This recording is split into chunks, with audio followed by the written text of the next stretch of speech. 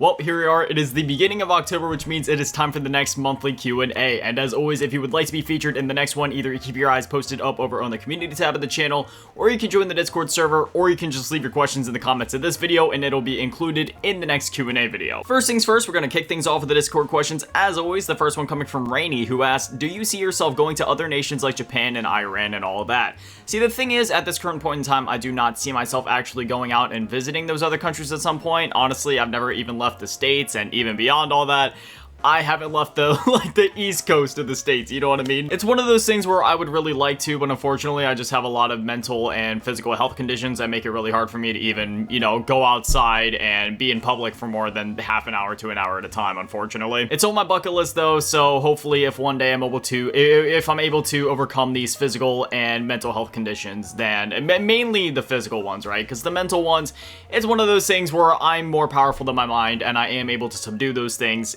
It does kind of like intertwine with my physical health conditions though. Like if my mental health conditions start flaring up, then they start to intertwine with my physical ones a bit, and then they just kind of make each other worse. But it's mainly the physical ones that make it really hard, like almost physically impossible for me to do things for long stretches of time. But it's on my bucket list, so hopefully one day I can go out and at least visit Japan, because that's like the main place I'd really like to visit. South Korea is another one, since I do happen to be half South Korean, so that's another one on my bucket list. Hopefully I can visit one of those places one day. The next question comes from What the Flip Man, an absolute legend, by the way, as I always say, because I did peek, and they left a question not only in the Discord, but also on the YouTube community tab, so we'll be hearing from them again later in this video. But again, they're absolute legends, always down there in the comments of every single video, watching every single video, and they're always active in the Discord. I seriously appreciate you, What the Flip Man.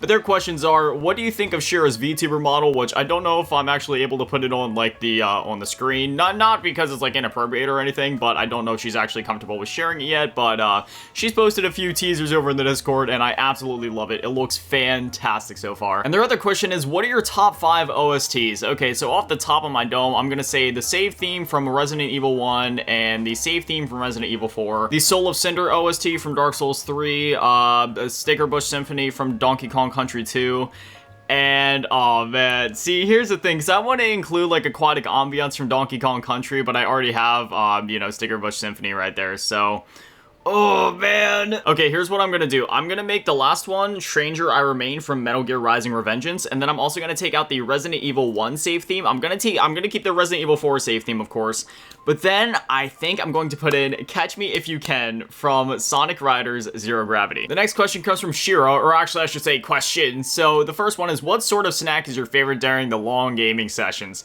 Okay, here's the thing. I'm not a snacker. I hate snacks, and I've never understood snacks. If you're like a young child going through puberty, or you're just growing, I can understand it. You need a lot of food, you need a lot of calories, but once you're a full-grown adult, you should be eating enough of your meals to not need snacks. Am I judging people for snacking? No, you do you. But for me, it's just a huge waste of money, a huge waste of calories, and it's just gluttonous at best. And beyond the health, you know, concerns of snacking, why are you snacking when you're gaming? Real gamers shouldn't be snacking. If you're invested in that video game, I don't care if it's Call of Duty, if it's Minecraft, if it's Fortnite, if it's God of War, or if it's like even a Telltale game where you're mostly like hands off for most of the game.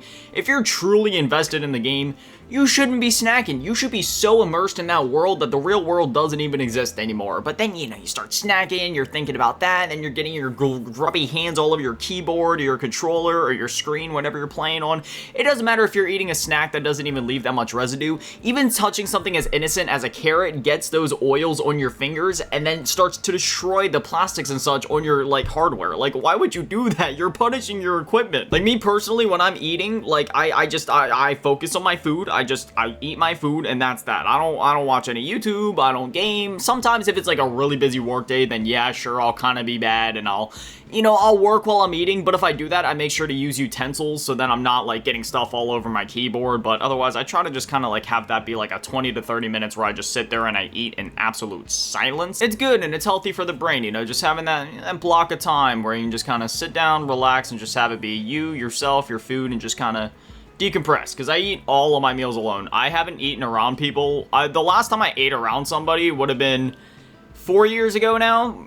Yeah, something like that, probably back in like 2020. So yeah, for like the last 4 years now, I've eaten every single meal alone, and it has been so beneficial for my mental health. Just sitting there, Nobody around, just me in my room, in silence. It's so nice. The next question is, any new games you've seen recently that excite you? You're talking to the dude that literally spends every single, like, second of his existence that he's not working, gaming. If I'm awake, I am working, and if I'm not working, I'm gaming. If I'm not gaming, I'm working. Where do I even begin with this? I mean, we have some very exciting remakes coming out for, like, Metal Gear Solid Delta Snake Eater, Silent Hill 2, and then there's some games that are, like, outside of the realm of games that I would normally play that I'm excited for, but I unfortunately won't be able to play just because my stomach is so weak, that being the new Batman Arkham game on MetaQuest VR, and again, my stomach is so weak that I can barely even handle Beat Saber, so I won't be able to play it, but I do look forward to at least watching a few snippets online, you know, here and there. Obviously, I'm super excited for the new Call of Duty Black Ops 6, got the Vault Edition pre-ordered, super stoked for that. GTA 6 is coming out next year, super excited for that. Sonic X Shadow Generations, Dragon Ball Sparking Zero, Dragon Age the Veilguard, the list goes on and on. There's so many games that I'm excited for. Indiana Jones and the Great Circle, man, that, let me just say this. A lot of people don't know this, but I've been a huge Indiana Jones fan since I was a little kid. In fact, I used to have a friend back in elementary school where me and him, we would go down to the creek and we would always be like, we try to pretend like we were swinging from like trees or jumping across the creek or like making bridges out of rocks to try and get across or avoiding any of the weird like insects or animals we would find in the creek. And yeah, we're lucky we never got any sort of like poisonings from the stuff that we found down there, because like, you know, there was times where we were touching, like, you know, like, old rocks that looked kind of, it's not necessarily mold, but, you know, it's just, like, I don't know, there was, like, a lot of weird growth over it and stuff, but, yeah, you know, me and him used to do that back in, like, elementary school, which would have been, oh, man, many years ago. But, yeah, I'm super excited for that game, and then, their last question is, how can you be so badass? This is simply false. You know, do you see me? I'm just some nerdy Asian dude talking to a camera. No. And we got the next batch of Discord questions here. The first one coming, or not the first one, but the first one of the next batch coming from Pixter4900, who asks, do you think BO6 Warzone should carry forward cosmetics from MW2/MW3? I do think the cosmetics should carry forward to Warzone, which they are going to, thankfully. But going to BO6, I understand why they're not going to be carrying forward, just because it's a different universe. You know, you got the Black Ops universe, you got the Modern Warfare universe. Playing in multiplayer and having, like, you know, I don't know, Alex Mason and Captain Price all there at the same time, while it would be cool, it just, I don't know, it wouldn't make much sense, you know, I don't know, it's one of those things where, you know, I've always really enjoyed the Call of Duty campaigns. I've been playing them for as long as they've existed. In fact, I've been playing the Call of Duty campaigns since before the multiplayer was really the main focus of Call of Duty, because obviously with COD 4, that's when the multiplayer really became, like, the main focus, whereas, I mean, I don't know, the campaign was always, like, a main focus then, too, but you know what I mean, where the multiplayer was, like, the main thing that people continued to play Call of Duty for, whereas I started with Finest Hour on the PS2, but yeah, you know, so I've always really enjoyed the campaign. And just considering my connections to the Call of Duty campaigns, it would really throw me off seeing, like, Captain Price and Alex Mason running around at the same time together. I don't know. Then you also factor in the fact that the Modern Warfare games were kind of tainted with things with, like, 21 Savage and the Nicki Minaj skins, and I don't know. It's one of those things where I've always said, like, the skins don't necessarily bother me, but with how many skins have been added to MW3 and MW2, going into a new game where it's, like, trying to be, like, almost like the next, I don't know, evolution of Call of Duty in the same way that Modern Warfare 2 was kind of looking to be like the next evolution of Call of Duty.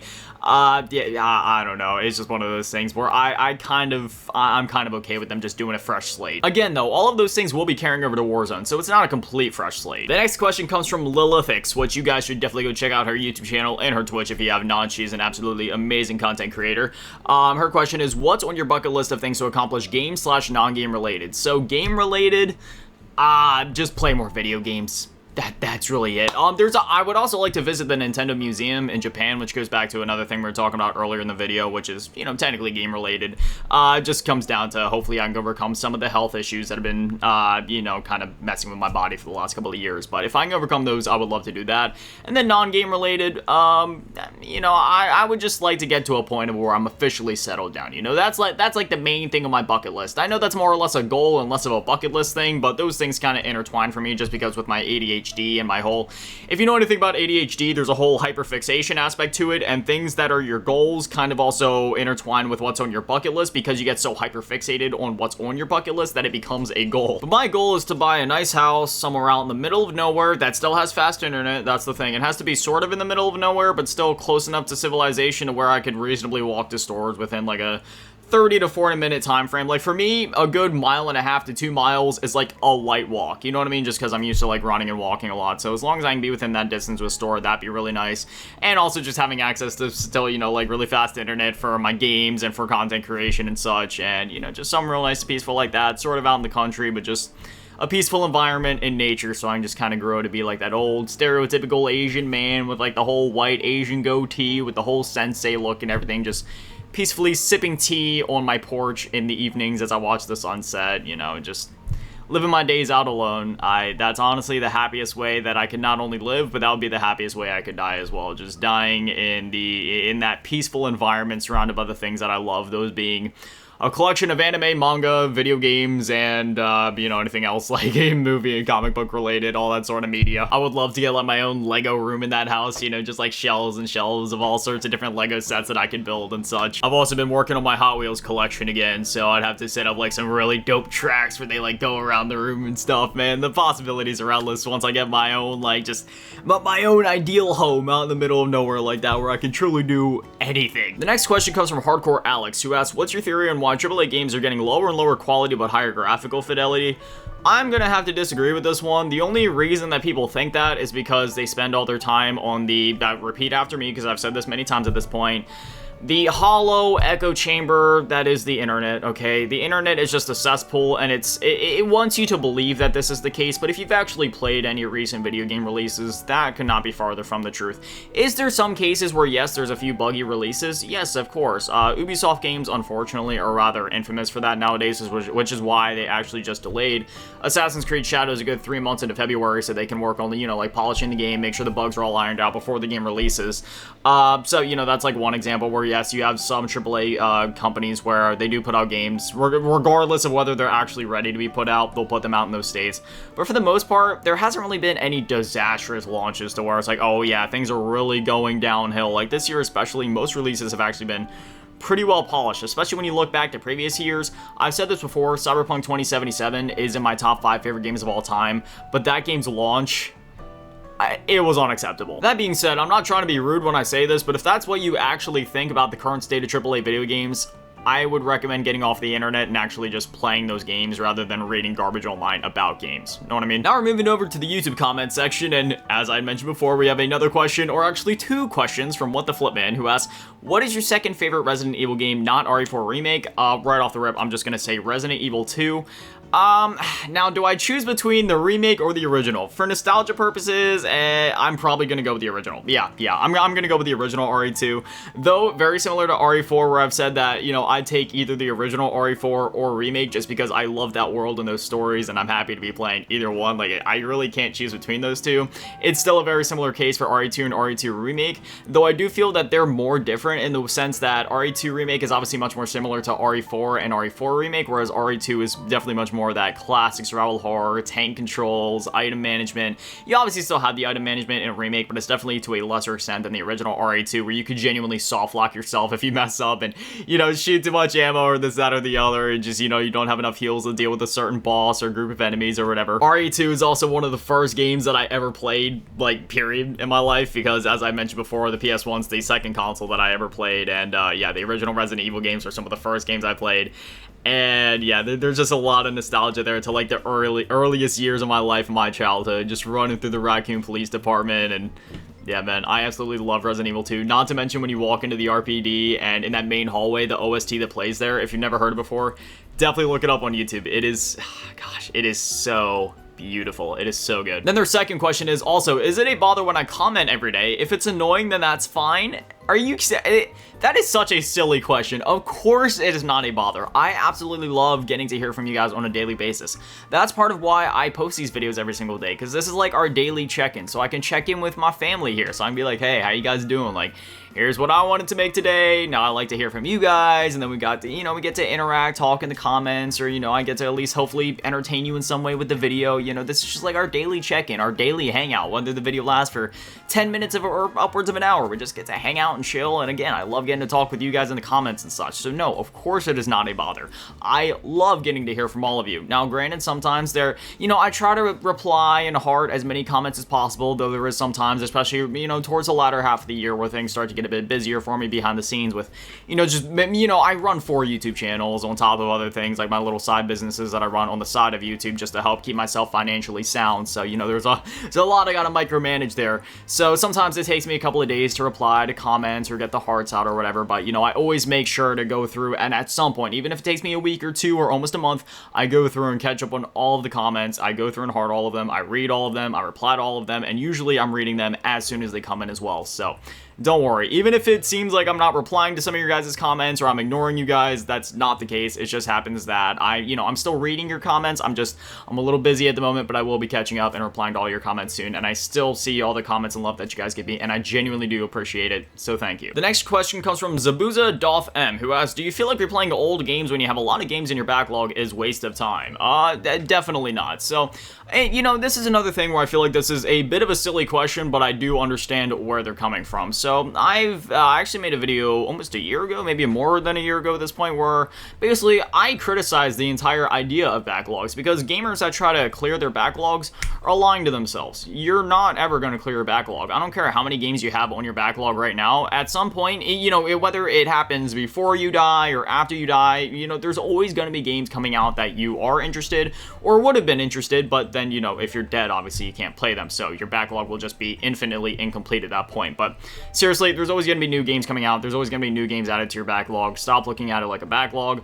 Now, okay, here's the example that I gave in the backlog video. A backlog is a stack of office papers that your boss, walks into your office, smacks down like 6 dozen folders just full of paper and paperwork that you got to get through. Say you're working an office job, and they're like, hey, you got to finish this by the end of the day. That's a backlog of office papers that you're dreading to get to. A stack of video games you want to play, it's just that. It's a stack of video games you want to play. And remember when you were a child and you were like, oh man, I really want to get this game and this game and this game, and now it's at that point where back then there was a lot of games you wanted and you had all the time in the world, you just didn't have enough money to get them. Well, now it's vice versa. You don't have as much time, but you're able to get more games. So really, don't look at it as, oh, it's a backlog, I need to min-max my time to make sure I can play all these games and beat my backlog before I die. No, you're never going to beat your backlog. There's always going to be new games releasing. There's always going to be new games that you're going to find. We talked about it in a video a couple days ago where there's literally over 5 million games that exist. You're always going to be finding new games. You're never going to beat your backlog. Don't look at it as a backlog. Look at it as your childhood dream come true. You have video games to play and entertain you until the day you die. So now you'll never have to worry about being bored. You'll always have games to play, and going back and replaying old games, if anything, I would say that that's a good thing to do. So then you can remind yourself, if you ever find yourself like looking at your backlog and being like, oh man, it's kind of stressful, like what game do I play next?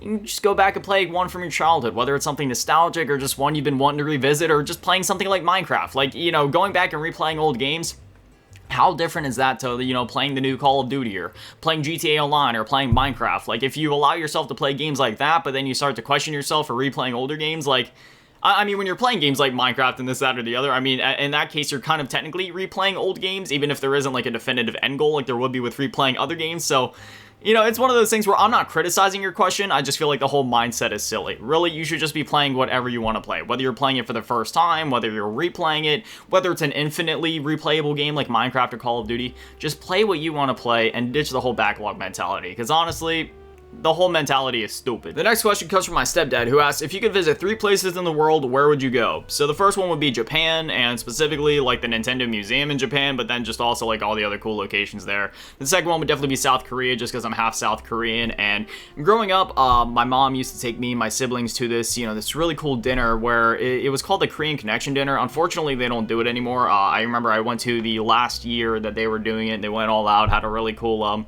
event with some great music. They had Santa Claus there like they did every single year and stuff like that. And even though by that point I was already a teenager, of course, it was still cool just going there talking to Santa and then interacting with all the Korean culture and food and music and enjoying that and such. But yes, you know, growing up around that, I've always had a real fondness and appreciation for the culture, especially again considering the fact that I am half South Korean, so I will love to visit there one day as well. And then as for the other place, you know, it really comes down to a few places. I've always thought going to Italy could be pretty cool, but also Canada, just because, you know, it's pretty close, and Canada is still similar enough, yet still has enough differences to America to where it's like, yes, it's familiar, but it's different in ways you wouldn't expect. So, you know, that's another place that I really like to go. But those are probably like some of the main spots I'd like to go to. Otherwise, other places would just be kind of cool to like check off the list, like, you know, maybe like China or something like that, maybe one day, or I don't know, going to like the UK. The next question comes from 50 Tacos, who asks, if you have a favorite video game genre, what is it? Yeah, you know, I've talked about this before. I don't really have like a favorite genre per se, just because I love so many different kinds of games. If I had to pick one where I've just happened to play it the most over the years, probably either first-person shooters or survival horror. Those are just the two that I've happened to play the most over the years, but I don't necessarily have a particular favorite. There's just some that I end up playing more than others, just because for, like, games like Call of Duty, for example, you know, obviously I'm checking back in every season to complete my battle pass and rank up and hit the max ranks and such, so I just end up playing it a lot. But yeah, you know, considering the fact that some of my favorite game franchises are like Call of Duty and Resident Evil, those are definitely some of my most played genres. The next question comes from Double T Game Hustle, which is another YouTube channel you should definitely check out. He makes absolutely fantastic and nostalgic content. Absolutely love his videos. But he asks, what's your favorite game you played in September? Could be one game or two games split between one new game and one replayed game. Okay, so we're gonna go ahead and split this into two. So, for the first one, this isn't necessarily a new game, but it's just, well, it's kind of technically a new game, so that's why I wanted to highlight it, just because it's so outside of the norm of what I normally play, and even if it isn't necessarily like a new game, because I did play new games in September, but this is just, you know, one that I wanted to highlight, because again, it's so outside of my element of what I normally play.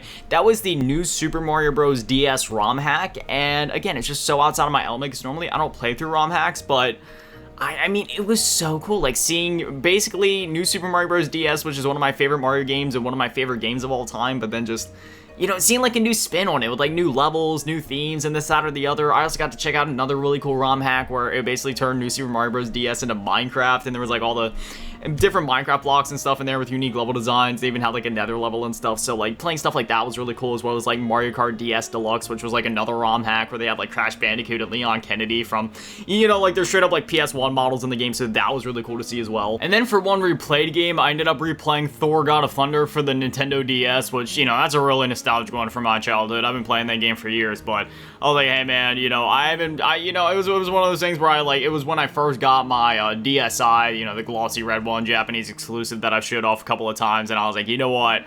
If I'm gonna play a game that's really gonna show off like the prowess of this DSi display and just really show me what this thing is capable of, because obviously I played on the DS Lite dozens of times at this point over the years.